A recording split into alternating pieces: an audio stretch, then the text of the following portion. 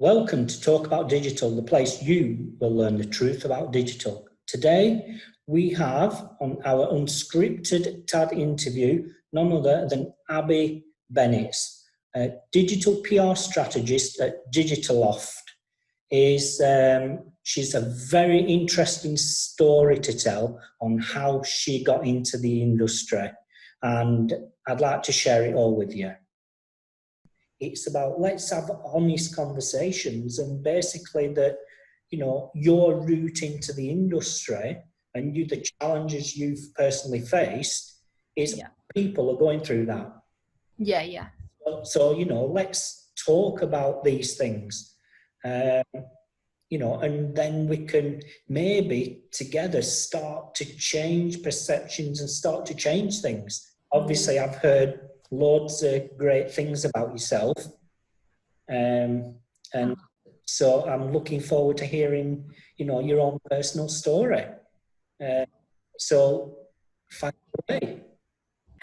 So I didn't really have a clue about digital marketing or anything else like that, to be honest. I did psychology at university, so I was kind of set from around like 18 years old. I kind of thought that I was going to be a psychologist of some sort. I had a real interest in like mental health, and thought I might go on to be sort of like a psychologist or a psychiatrist, something like that. And then I got to uni and I loved the subject. I find it so interesting still to this day. I think it's so interesting. Like, I love reading studies, and, I'm still very interested in mental health and well-being and stuff like that. But from a sort of job and careers perspective, I just felt that it was all quite emotional. And actually what I was more drawn to was, the sort of practical outcomes. And I think like my main interest in psychology was all about people and how people communicate with each other and how they interact with each other. And actually it wasn't so much the sort of emotional side of that. It was more, if they interact with each other in a certain way, then how does this affect, like business outcomes or certain behavior patterns and stuff like that. So I kind of realised within my first year at uni that I probably wasn't going to go down the sort of traditional psychology route. And I started volunteering for a student mental health group as their social media manager. And I didn't really, again, have any idea what I was doing. I was just sort of doing some tweets on Hootsuite and just sort of muddling my way through. But that was all about really like posting to the university students and sort of signposting where they can get their welfare services. I created a schedule where basically I'd post like a nice quote every day. So if students were feeling stressed or they were feeling down, it was all those sort of things to try and help support students and motivate them. And I found that I was really enjoying it, and I was really enjoying creating the strategy and then obviously reporting back to the group at Student Minds. And then I think when my sort of real interest, and I sort of thought, like this could be a job, was when I went into my third year, and it was my second year on the committee at Student Minds at Nottingham, and they'd asked me to come up with a campaign that we could really push on social and sort of raise awareness of the group, because the committee that was in the third year, so the one that I was in, we were all leaving following the year, so they wanted to get like more members, more people sort of involved in the group and supporting the group. And so I came up with the idea of setting up a naked calendar.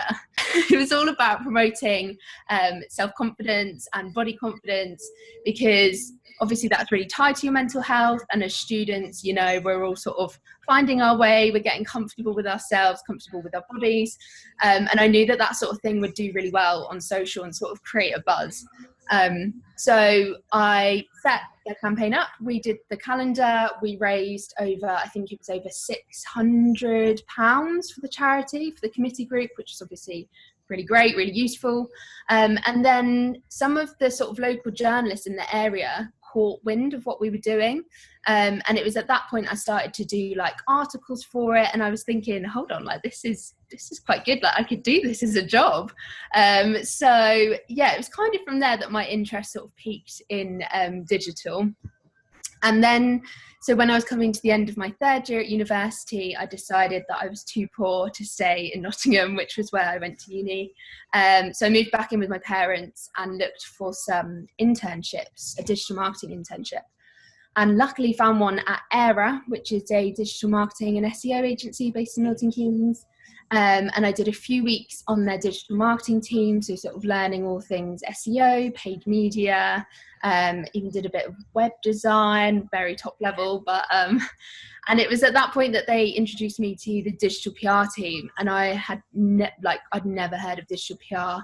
I didn't even really know what PR was, let alone sort of like SEO or anything like that. But I spent a few weeks on their team, sort of learning the ropes, and I loved it. And so from there, yeah, the kind of rest is history. So that's kind of how I fell into it. And I feel like I've been really lucky on my journey so far, because it was never something that I was, going into and thinking, right, I want to do this. But actually I found a job that I really, really enjoy and that suits me quite well, I think. So, yeah. You were just creating this and suddenly journalists are coming to you. Well, that's a digital PR gold. It's like outreach back to front. Yeah, literally. Yeah, it's a dream, really. And I think the great thing about digital PR, I remember when I interviewed at Era and I sort of said to the founders, Matt and Paddy at the time, I was like, I'm going to be really honest, I don't really know much about digital marketing, but what really appeals to me about it is that you sort of have those two sides of creativity and creating new ideas and thinking of new stories, but you've also got the sort of analyticsy side and working with numbers and sort of spotting trends.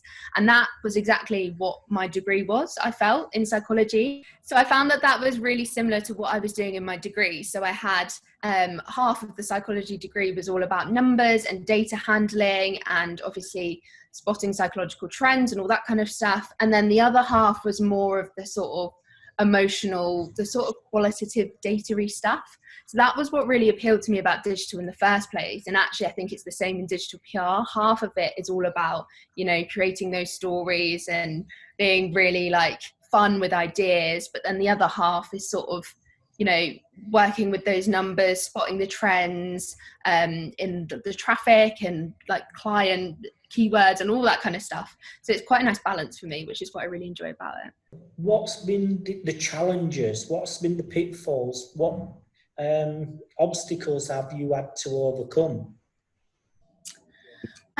It's a good question. As I say, I feel like I've been very lucky so far because I've had great teachers all along the way, both at Era and since I've joined Digitaloft.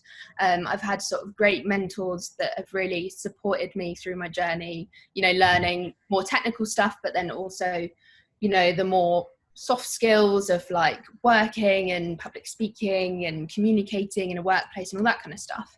But I think one of the sort of main challenges I really had to overcome was confidence and sort of imposter syndrome, which I think everyone does kind of suffer with. But I think I suffered with it more, but I think mine sort of came from a place of the fact that I knew that I was coming in with no prior knowledge or experience.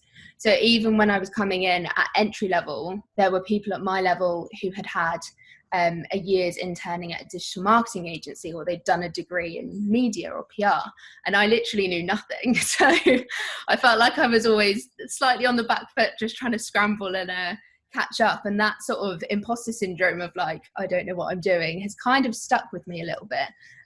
So yeah, it's sort of kind of trying to overcome that, because I think not only do you sort of struggle with that when it comes to communicating with clients, whether you're pitching or whether you're account managing on a day-to-day basis, it's also when it comes to the ideas. If you don't back yourself when it comes to the creative side of digital PR, then you're not going to get your best ideas. You're not going to get those viral campaigns that get loads of links and results for the client. So it's kind of really important, I think, in digital PR to back yourself and be confident in yourself. So that's kind of something that I've tried to work on and continue to try to work on through, I don't know, just having stern talks with myself. I've done a bit of public speaking, which has really helped with my confidence.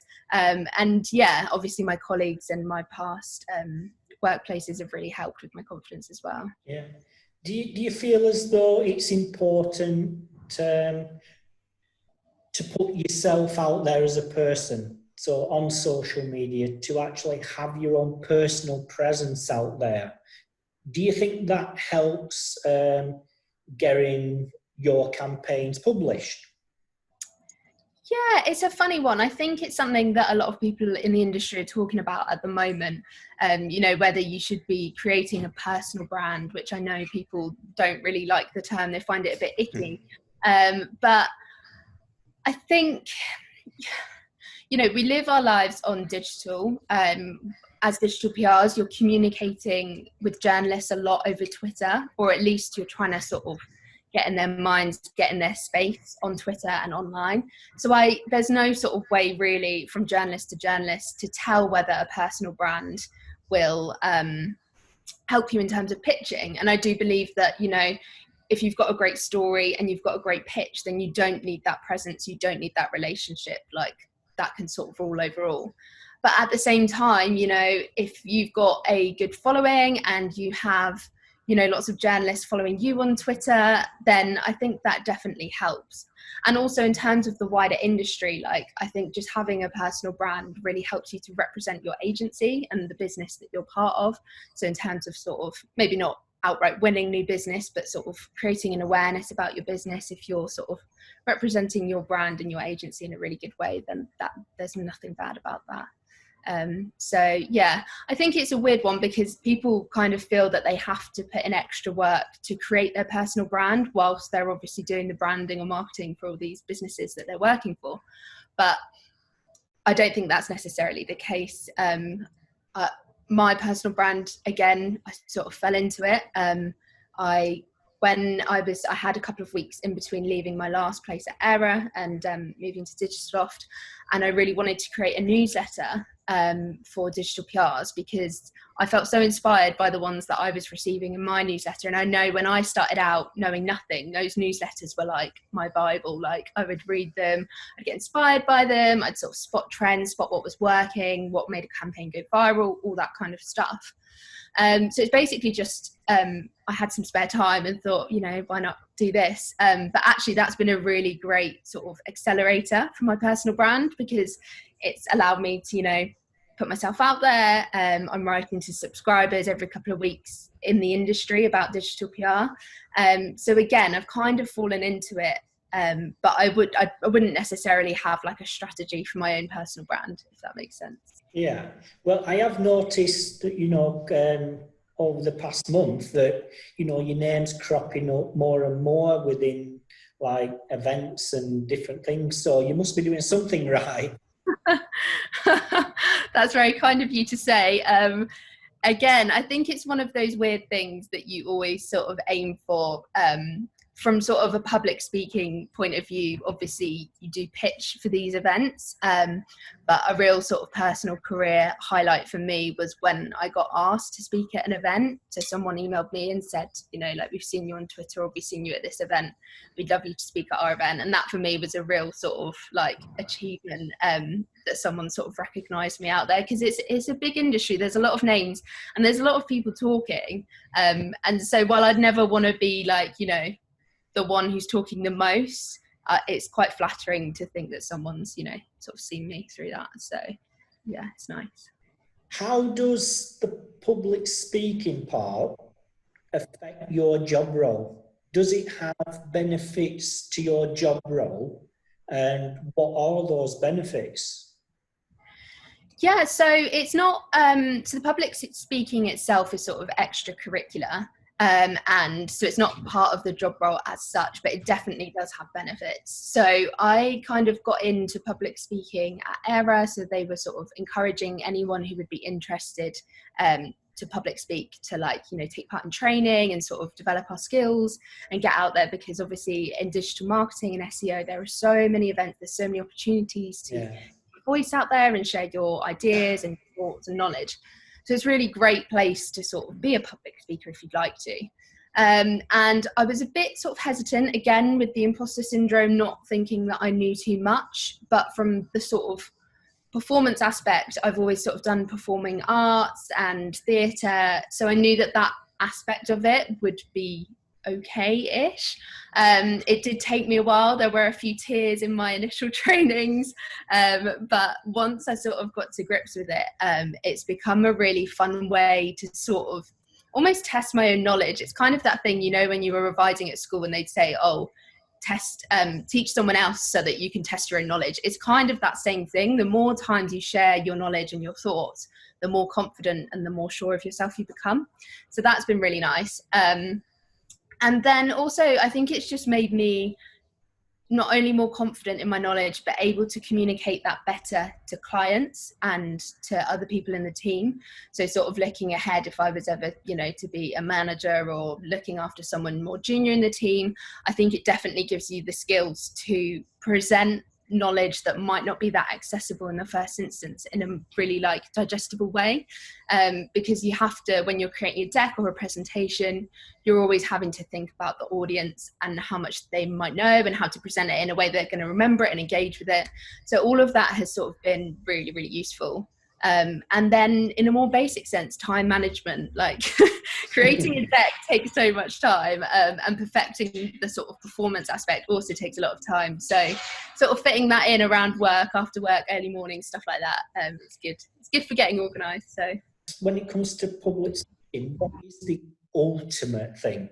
If you was approached and asked to speak at their event, or you're doing something really well and you really made it, and what would those events look like? So I think for me, sort of a personal goal would be to sort of speak internationally. I think, again, there's some great opportunities. Obviously, the digital marketing and SEO community is really active all over the world. So there's loads of events sort of cross country.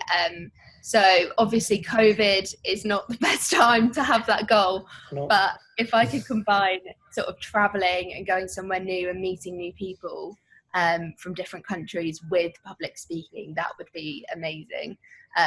But yeah, obviously COVID probably is going to slow that goal down for now. And then there's loads of amazing events. Like obviously Brighton SEO is kind of the big one for the SEO and industry. So that would be, again, amazing to get the opportunity to go, like speak, but also to go. I haven't been yet. So yeah, there's lots of events left on my tick list to be both a guest and maybe pitch as a speaker. Where does the cross between SEO and digital PR? What's the crossover? Is it two different things? What is it? Is it just outreach, SEO outreach? What's the difference? Yeah, so annoying answer, and I've definitely said this before. It is an Don't annoying. say it. It does depend. It's kind of like saying, like, what is marketing? Like, where does marketing and digital marketing cross over? It does depend on the sort of business goals for clients. So if they're really wanting those PR benefits and they want to be known in X publications, like House Beautiful, they've got specific publications in mind, then you might have a strategy that's more focused on the PR side. So pushing out not only those sort of more traditional digital PR campaigns, which are more, data led, they have lots of stories within them. But you've also got that more reactive sort of quick thinking PR and the more traditional PR led, like tips. So like 5 things to do when your roof floods and stuff like that. But they're also building links. So it's kind of a 2-pronged benefit for the client. So yeah, if they're more focused on the PR side, we would create a more PR focused strategy. If they're more focused on wanting SEO results, then again, that strategy would sort of be flipped. We'd still sort of do those hero campaigns, so the data-led campaigns to build those links, create stories about the brand that represent the brand in a really great way. But then maybe alongside that, we might look at a tech SEO audit and then doing content for their blog or whatever that looks like. So yeah, it does kind of depend on the client and what they're looking for at that time. I think anyone who works in digital PR knows that it's not a quick fix. So each strategy is going to be sort of tailored to their long-term, whether long-term looks like 3 months or 6-month goals, it's going to be tailored to that and sort of altered and working to that as we sort of go along. What's more exciting, coming up with a concept or, the outreach part? What's the more exciting bit? I think that's a really good question. I would class myself as slightly, ever so slightly more on the outreach pitching side than the ideas side. So I do really enjoy ideas and ideation coming up with those campaigns, but I'm probably, 60-70% on the pitching and the outreach side. So for me, sort of pulling out the stories from a campaign and pitching that in a really sort of creative way that I know journalists are going to read it and be like, oh my God. And then there's just no feeling like it when you search for your client's name and they come up on like their dream publication, or you get a link on like a top tier national. Like that is just such a buzz. And also like now I think coming up with the idea is really exciting. And like when you have an idea and you're talking with your colleagues and you're sort of building up the idea, and it's like, that journalists are going to love it, that the audiences are going to love it, that it's sort of perfect for your brand. That's great. That's amazing. But when the story's out there and people are talking about it on social, and like I've had a couple of instances recently where my boyfriend's parents have been talking about something they've seen on the news on like the Daily Mail, and it was one of our campaigns, and I was like, oh my God. It was kind of like that real effect that we have with our campaigns. So yeah, for me, sort of landing that amazing coverage is the best feeling, because as well, not only are you sort of getting the fame and the sort of ego of being like, yeah, my campaign's on whatever, but that's what the clients are looking for as well. So they're going to be really happy with those results. And in terms of sort of, SEO benefits, that's going to really boost their SEO and further business impacts as well. So it's kind of like a win-win-win. So for me, the coverage and the top tier sort of links are the one for me. Yeah. Do you think that a really good idea guarantees the publications? Yeah. Again, it's a really good question. I think it's a bit of a weird one, because if you've got an amazing idea, then you almost don't need to pitch it. Like the idea speaks for itself, the story speaks for itself. So when you get those gold mine ideas, it makes a digital PR, if they're working in outreach, job so easy, because the story just speaks for itself. So you literally just need to relay that, and it's already wowing the sort of journalist. But then on the other hand, if you've got an idea that maybe isn't quite as tailored, or maybe there's too much data, or maybe it's something about it just isn't hitting with the journalists, a good digital PR can always, can always sort of 95% of the time, 99% of the time, spin it to find the story in there. So we've had it on a couple of occasions where, for whatever reason, the campaign just isn't taking off. There's something about the story that just isn't resonating with the journalists. And sometimes you can't even pinpoint what that is. There's just something about it that isn't taking off. And we can analyze it and we can pick points out of it. And sometimes you just can't work it out. But I think, a good digital PR can always sort of spin it around, whether you're adding something, whether you're taking something away, whether you're flipping it. So it might be like the world's best places for beaches, flip it to the world's worst, see if that gets any coverage. It's all that sort of almost critical thinking of being like, okay, how can I make this work for any sort of journalist to cover and find a story out of? So it's kind of a weird one. I think you should always be aiming sort of story first, because then, as I say, it makes the digital PR's job so much easier. But if you have a rubbish story, you can still pull something out of it, I think. These journalists, how much research do they do to actually verify the content as accurate? I don't know. I think that would probably depend on each individual journalist, sort of like anyone who's got a job. It's kind of down to their working ways and how sort of thorough they are with their own individual research. From personal experience, journalists do always really like to verify where the data's come from. So in terms of pitching, we'll always make sure that we have the methodology and a copy of the data for them to view. They often want to see data that's been published within the last year. Anything older than that, sometimes it's sort of 6 months or older, they don't want. They want really recent stuff that's coming from like a verified source. And from a client's perspective, obviously you shouldn't, or you don't want to be using sort of old or dodgy data in the first place. So I think most digital PR campaigns are sort of quite stable on that front. But yeah, from a journalist view, yeah, I'd say it depends. That was obviously an error on the journalist in question, but I think generally they're quite thorough with their research. So say, for instance, I've created this page that's got all this information on the data and everything that's accurate, and it's been passed by professionals and everything. Then in hindsight, could I then go to them publications that's already printed it to say, look, here's, you know, our entity, and basically what you've printed is actually not correct? Or would you, without calling them out, is it possible, or would you just stay well clear because they've already covered that subject?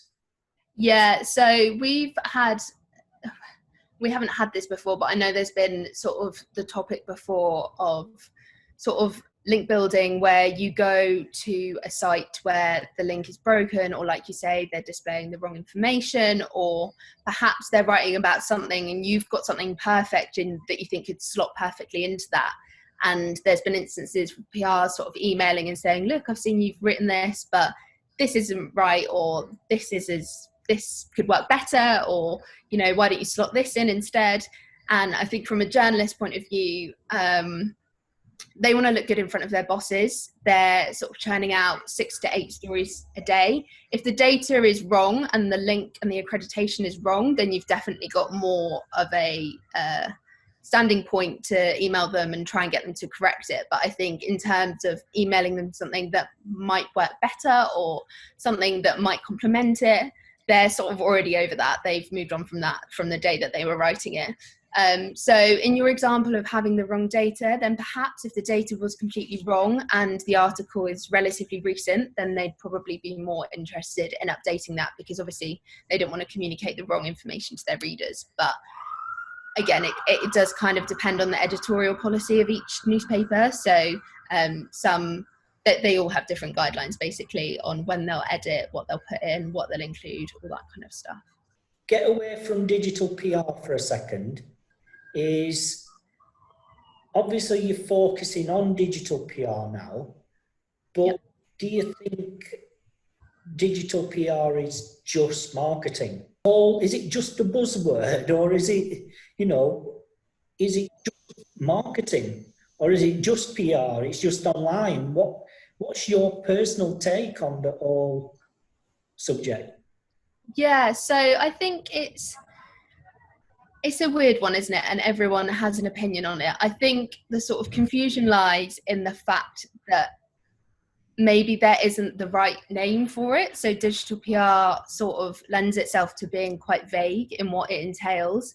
And also, I think all different types of digital PR agencies do digital PR in a different way. So that will entail, as you say, a lot of different strategies, from more sort of traditional link building to more sort of like creative SEO, some people call it. So like creative campaigns that build links and help with SEO.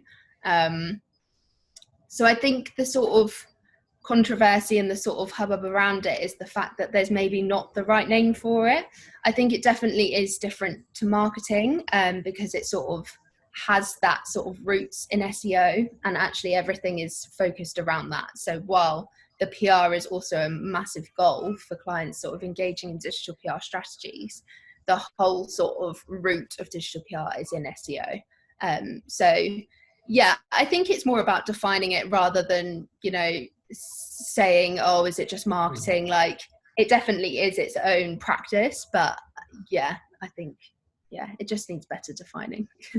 Okay, so for somebody that's recently gone into that area, if you was to give someone, you know, new, just come out of uni, a graduate, a piece of advice, and they wanted to get into digital PR specifically, what would that piece of advice be, knowing what you've been through? I think my biggest piece of advice is to be really keen and really enthusiastic. Like I've said it quite a lot before. I've been quite open about the fact that I am a bit of a keen person in life generally. But I think it's actually really helped me in my career, because it's the reason why I reached out to the agency that I started in my career when they didn't have any job openings. I was quite sort of enthusiastic in emailing them and showing them what I could do and showing them that I wanted to work there.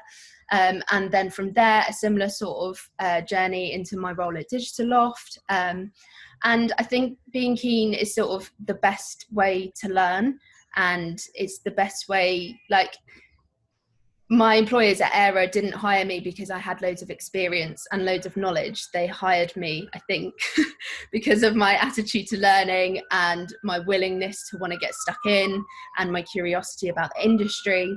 And I think people like that. Obviously, they like people who are enthusiastic and want to get involved in the work that they're doing. Like, you can teach someone anything, you can teach someone any topic, but you can't teach a good attitude or enthusiasm. And that enthusiasm, I think, is what sort of makes people drawn to you. So like, now that I'm in, sort of 2.5 years into my career, I think it's that enthusiasm again, which is what draws people to my newsletter or makes people want to watch me when I'm talking, because it's that sort of, I know for me, the best talks that I watch are when people are enthusiastic about their topic or their whatever they're talking about.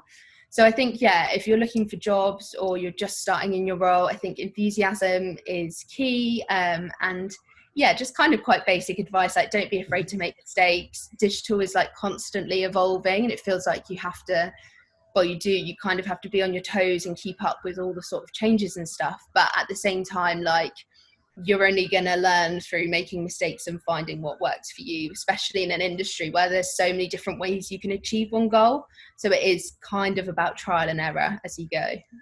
So yeah. Good.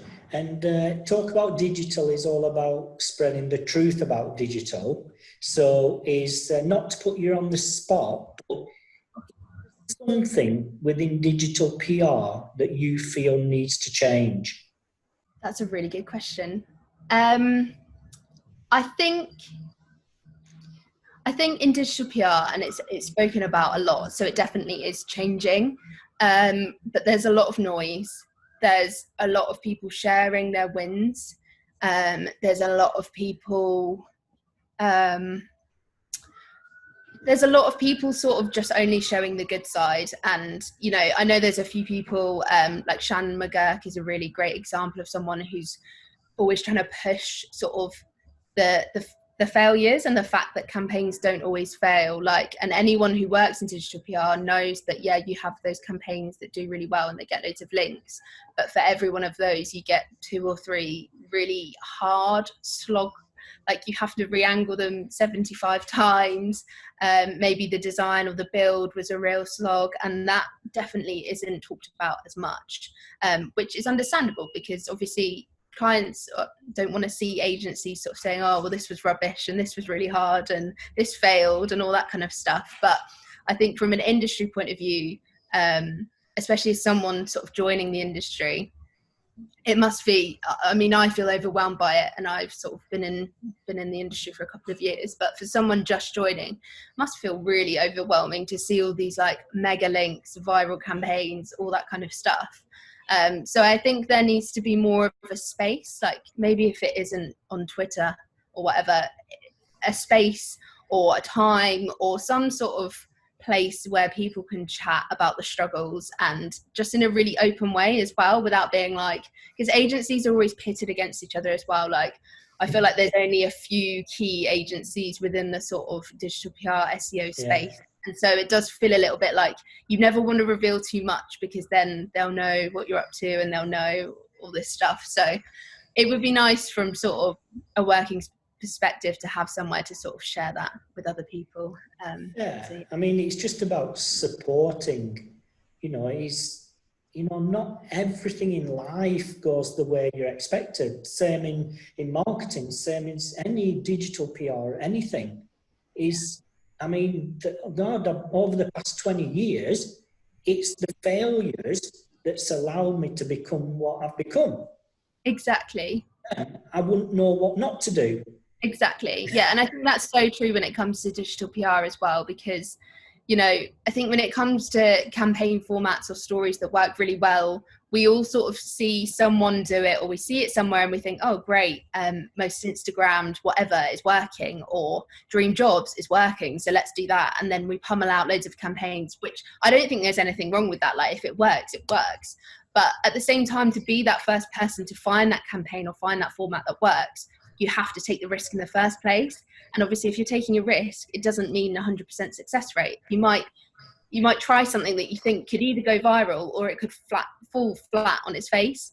So you've got to kind of be taking those risks and making those mistakes and sort of sharing those learnings, at least within your own team, if not sort of in a wider space, because that's what helps you figure out, okay, so it was this aspect of that campaign that didn't work. If we did it again, this is what we change, or maybe we avoid this topic, or whatever it is, sort of taking that forward into your strategy moving forward. Is there anything that you want to personally say to the Talk About Digital audience? Is there anything you've a personal message for them? Oh God, that's such a big question.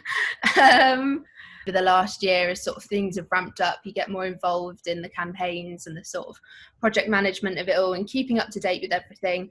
It can feel exhausting. And also, I think it's kind of the sort of downfalls of being really passionate about your job and your industry is that you want to keep up to date with everything. So I do scroll through Twitter a lot and just sort of keep up to date with new sort of industry articles and campaigns, especially with my newsletter. Like, I'm constantly on the lookout for stuff to include in that and share with people. But it can just feel really, really overwhelming. And I do personally, hands up, find it really hard to switch off. And any sort of subscribers to my newsletter will know that all my intros are about tips on how to switch off and sort of thoughts to try and switch off. They must think, Christ, she's really, really anxious, but I think it is really difficult. And so actually I think working in digital, where all the information and all your work is so easily accessible, it's really important to be really strict with switching off and sort of giving yourself that space, even when you don't think you need it. So even in the day to day, I think, oh, I'll just like read on Twitter, it'll be fine, like that's not going to have any effect on my mental health. But actually, if I'm really strict with my hours and say, okay, right, you finished work, don't look at Twitter until the morning, then that can have wonders for me, like switching off, going and reading a book, watching telly, whatever it is, to just give myself a chance to sort of rest and not have that constant sort of adrenaline of being like, oh, that's really cool. Oh, I wonder if we could do this for this client. Oh, that would be great to share in my newsletter. And it's kind of like a constant stream. So yeah, I went on holiday a couple of weeks ago, and it was the first time that I deleted everything. I deleted LinkedIn, Twitter, all my work stuff, emails.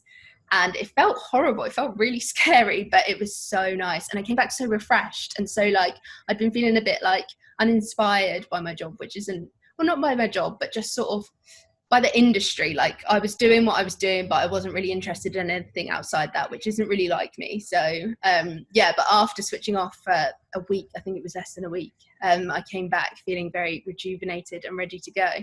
So yeah, I think it's about being strict with switching off, and knowing, yeah, that it's okay to sort of miss some of the constantly going sort of information and articles and all that kind of stuff. Where can people find you, and what sort of conversations do you want to have with people? Yeah, so you can find me on Twitter at Abi Bennetts, capital on A and B. And you can also sign up to my newsletter, little plug there, which is where I talk about being a work in progress, which is basically all about, you know, constantly learning, never sort of being a finished product. And yeah, as I said, lots of tips about switching off. So you can sign up to there on my Twitter page. And in terms of conversations, anything, digital, mental well-being, mental health, psychology. I love psychology. I love books, as you can see by my bookcase. So yeah, anything, get in touch. I'd love to have a chat.